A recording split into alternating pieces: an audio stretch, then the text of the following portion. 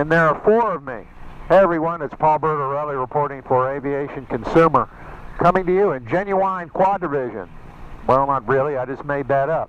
What you're looking at is the output of 4 point of view or action cams, and as you may know, this market has recently heated up. Both Garmin and GoPro have introduced new models, and that adds to already a half a dozen of them out there.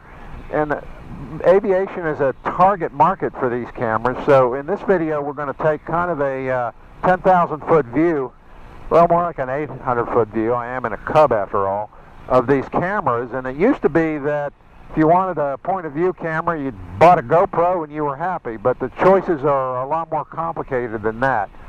So to get started, back to you in the studio, Paul.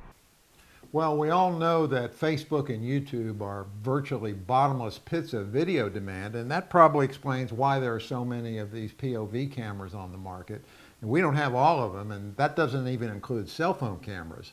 So which one to pick? It really depends on what you want to do. For most aviation work, for getting shots inside the cockpit or attaching the camera to the outside of the airplane, 3 of these cameras are perfectly suitable. 1 is a little less so, and I'll get to that in a minute. First, let's look at the general specs, starting with price. Both the GoPro Hero 5 and Garmin Verb Ultra, that's the newest version, sell for $399 for the basic camera. The Verb XE, which is the older model, sells for $399, but there's also an aviation bundle, and that sells for $499. The new Verb Ultra will also have an aviation bundle for the same price. The 360 Fly is available in 2 versions, one called HD and one called 4K. Prices on those are $299 and $499 respectively. So that gets us to 4K. Do you really need it? In a word, no.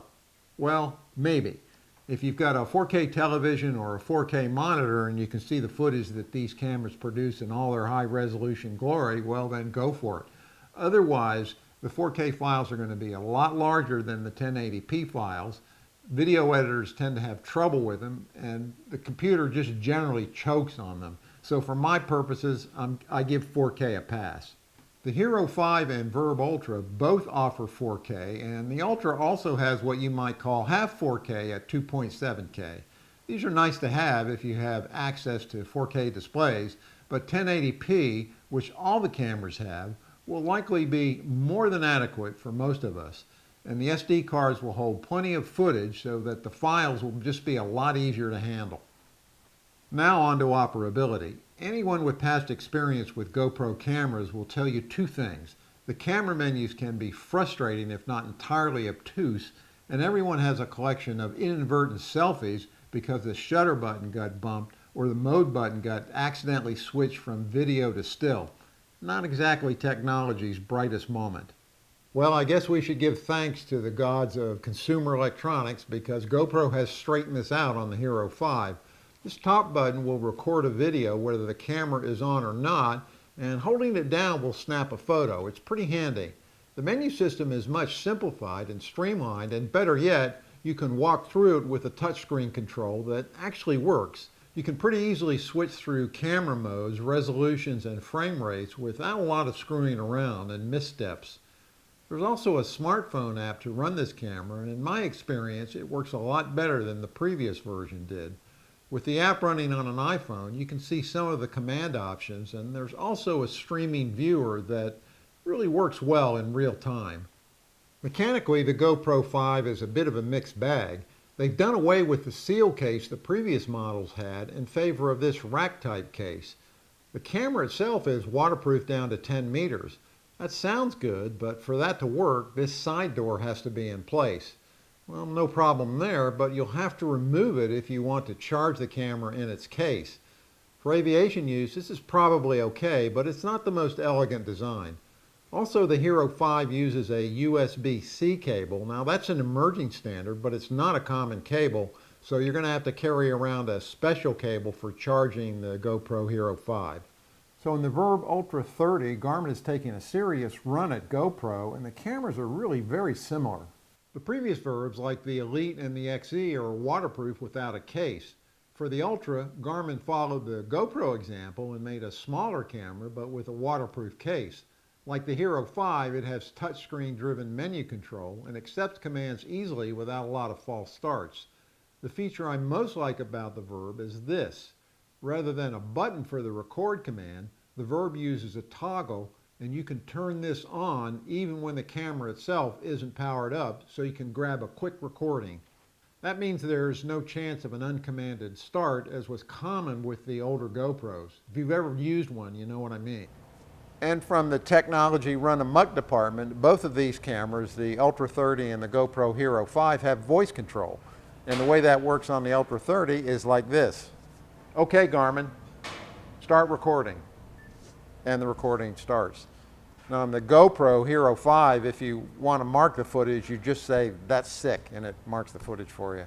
The Garmin is a little more buttoned down. So if you say, remember that, it will put a marker on the footage. The only thing is, all of your recordings, or all your clips are going to end like this. Okay, Garmin, stop recording. Just got to allow for that. And by the way, you can get some wicked cool footage if you attach the camera to the prop like this. No, don't do that. And that gets us to the 360 Fly. You know, if the Borg had a point of view camera, this is what it would look like, only maybe cubical. In a nod to minimalism, the Fly has only one button, which serves as both the power control and the record button. Everything else is done through the app.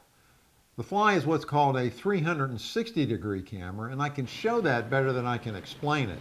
It's not entirely 360 degrees because you see the entire horizon, but only 240 degrees vertically. It sounds like it produces some strange images. It does, as you can see from this footage. But if you need super wide shots for whatever you're creating, the Fly will do that with a single camera, while none of the others will. It's technically 4K, but because of the aspect of the imagery, the pixel aspect ratio is not true 4K. As you can see from the app, the Fly has selectable resolutions, and this one, called POV, yields a 16:9 image, similar to that shot by the other cameras. But the other cameras just do a little bit better job in that format. The Fly is really a specialty camera for creative shots. It's probably not the best choice if you're only going to have one POV camera. Now before I close up the hangar doors, one more camera mentioned. This is the Verb XE, which is the predecessor to the Ultra.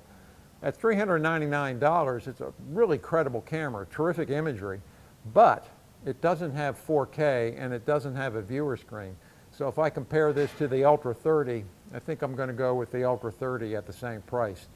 You can find a full review of all of these cameras in the November 2016 issue of Aviation Consumer. And don't forget to look elsewhere on the channel where you can find a deep dive on both the Ultra 30 and GoPro's new Hero 5. I'm Paul Bertorelli reporting. Thanks for watching.